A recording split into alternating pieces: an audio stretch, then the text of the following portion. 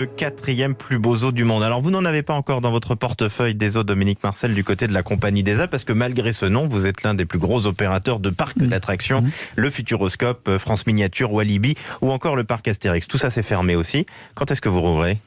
Alors là on comprend moins. Là, on comprend encore moins parce qu'on ne comprend pas qu'à Noël, on ne puisse pas ouvrir nos parcs. 250 000 visiteurs entre le Futuroscope et Astérix. Pour l'ensemble de la profession, 100 millions de chiffres d'affaires pour cette période, alors qu'on a des protocoles qui, là, ont prouvé leur efficacité cet été. Nous avons reçu beaucoup de visiteurs.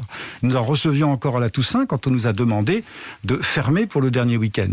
Et là, quand vous êtes, par exemple, au parc Astérix, 60 hectares, et que vous recevez 10 000 personnes, vous imaginez bien que la jauge par visiteur est bien plus large que celle qu'on a autorisée pour d'autres activités. Oui, donc mais c'est à l'intérieur des manèges. Les files d'attente et tout ça. Mais à l'intérieur des manèges, tout est quand on est assis les uns à côté des autres. Mais non, mais il n'y a pas à côté des autres. Les files d'attente, les gestes de distanciation, on a eu des mois, ça s'est très bien passé, les gens ont respecté parfaitement. Nous avons, en plus, nos collaborateurs ont accueilli, on a développé des équipes pour accueillir les visiteurs.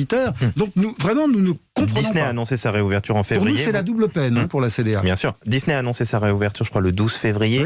Oui. Vous êtes sur les mêmes dates ? Mais nous, l'hiver, il n'y a que le Futuroscope qui s'ouvre en février. Après, nous ouvrons en avril. On espère quand même qu'on pourra en ouvrir en avril, puisque, vous le savez, on n'a pas pu cette année. Alors, la Compagnie des Alpes, c'est un groupe presque public qui est détenu par la Caisse des dépôts.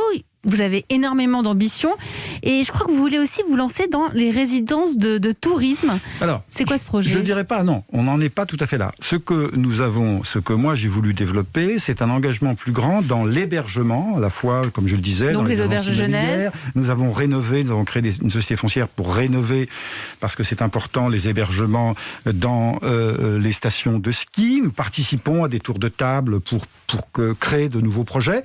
Et dans nos parcs, aussi, nous créons cette fois-ci des hôtels. C'est nous qui les créons, c'est nous qui les gérons. À Astérix, où il y a maintenant 450 chambres.